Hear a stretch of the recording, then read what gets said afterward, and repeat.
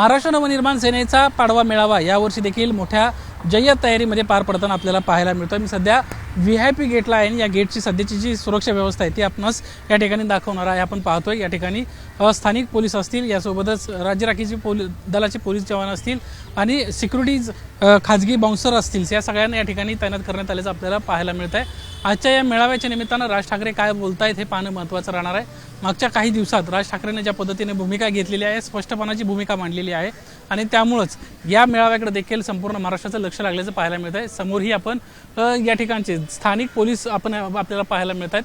हा VIP रस्ता आहे। या रस्त्यातूनच राज ठाकरे जे आहे ते साधारणपणे 8:30 पावणे 9 वाजता आज जाताना आपल्याला पाहायला मिळतील आणि त्यानंतर 8च्या सुमारास राज ठाकरे महाराष्ट्राला मार्गदर्शन करताना आपल्याला पाहायला मिळणार आहेत।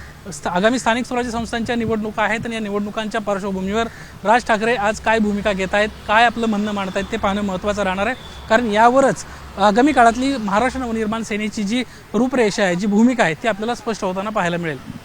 कॅमेरामन कृष्णा खापरेसह निलेश बुदावले, ABP माझा, मुंबई। ABP माझा, उघडा डोळे बघा नीट।